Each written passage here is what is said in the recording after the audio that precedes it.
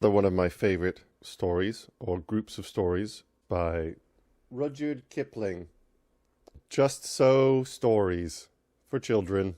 We're going to do the story of how the whale got his throat. In the sea, once upon a time, O my best beloved, there was a whale, and he ate fishes. He ate the starfish, and the garfish, and the crab, and the dab, and the plaice, and the dace, and the skate and his mate, and the mackerel, and the plackerel, and the really truly whirly eel. All the fishes he could find in all the sea he ate with his mouth. So, till at last there was only one small fish left in the sea, and he was a small 'stute fish, and he swam a little behind the whale's right ear, so as to be out of harm's way. Then the whale stood up on his tail and said, "I'm hungry."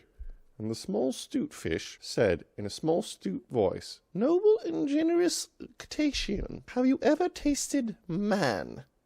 "No," said the whale. "What is it like?" "Oh, nice," said the small 'stute fish. "Nice, but nubbly." "Then fetch me some," said the whale, and he made the sea froth up with his tail. "One at a time is enough," said the 'stute fish.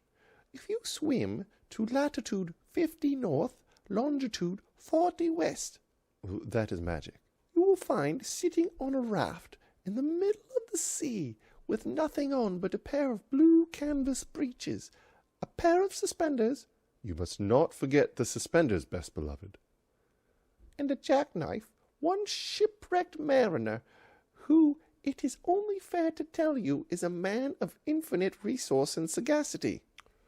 So the whale swam and swam to latitude 50 north, longitude 40 west, as far as he could swim, and on a raft in the middle of the sea, with nothing to wear except a pair of blue canvas breeches, a pair of suspenders. You must particularly remember the suspenders, best beloved, and a jackknife. He found one single, solitary, shipwrecked mariner, trailing his toes in the water. He had his mummy's leave to paddle, or else he would never have done it, because he was a man of infinite resource and sagacity.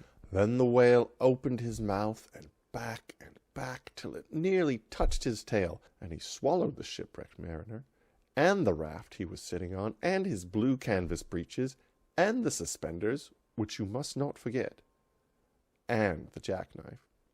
He swallowed them all down into his warm, dark inside cupboards, and then he smacked his lips, so, and turned round 3 times on his tail.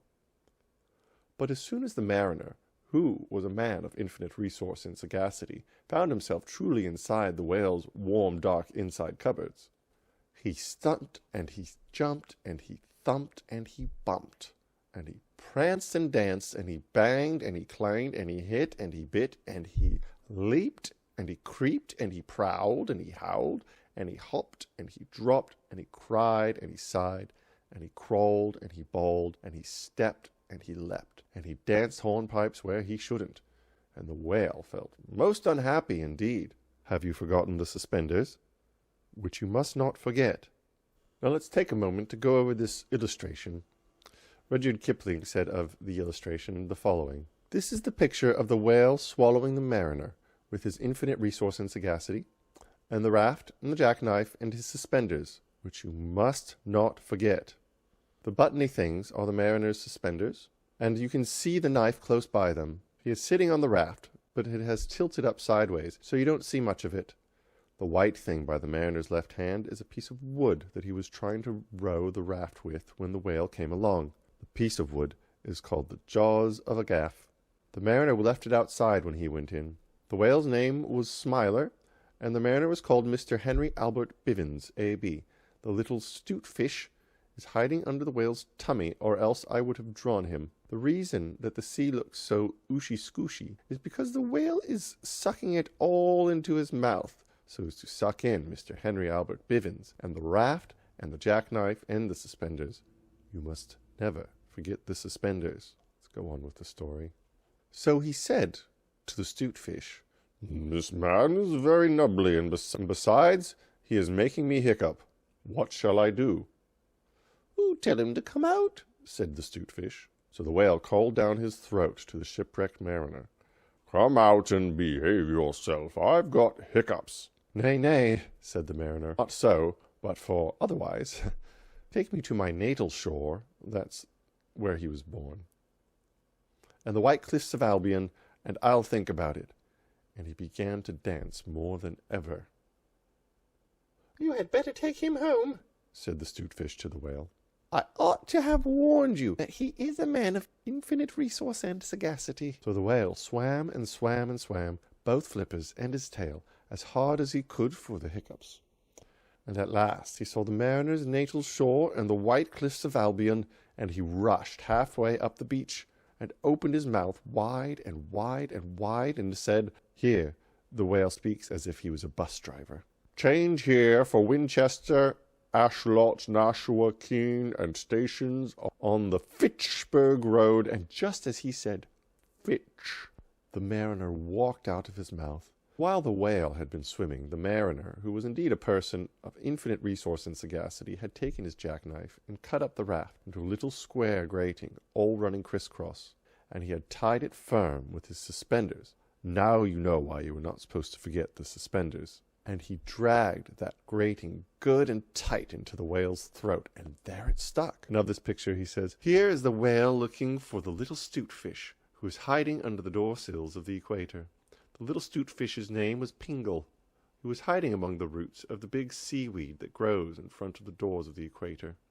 I have drawn the doors of the equator. They are shut. They are always kept shut because a door ought always be kept shut. Oh, the ropey thing right across is the equator itself, and the things that look like rocks are the two giants More and Core," this must be More and Core, "that keep the equator in order. They drew the shadow pictures on the doors of the equator, and they carved all those twisty fishes under the doors, and the beaky fish are called beach dolphins, and the other fish with the queer heads are called hammerhead sharks. The whale never found the little 'Stute Fish till he got over his temper, and then they become good friends again." Then he recited the following sloka, which, as you have not heard it, I will now proceed to relate. A sloka is a poetic form used in Sanskrit. So this is a small piece of like a Sanskrit poem. "By means of the grating I have stopped your eating." For the mariner, he was also an Hibernian, and he stepped out on the shingle and went home to his mother, who had given him leave to trail his toes in the water, and he married and lived happily ever afterwards. So did the whale, but from that day on, the grating in his throat, which he could neither cough up nor swallow down, prevented him from eating anything except very, very small fish. And that is the reason why whales nowadays never eat men or boys or little girls. The small 'Stute Fish went and hid himself in the mud under the door sills of the equator. He was afraid that the whale might be angry with him. The sailor took the jackknife home. He was wearing the blue canvas breeches when he walked out on the shingle. The suspenders were left behind, you see, to tie the grating with. And that is the end of that tale. And here's a little poem. When the cabin portholes are dark and green because of the seas outside, when the ship goes whoop with a wiggle between, and the steward falls into the soup tureen, and the trunks begin to slide, when nursery lies on the floor in a heap, and mummy tells you to let her sleep, and you aren't waked or washed or dressed, why, then you will know, if you haven't guessed, you're 50 north and 40 west.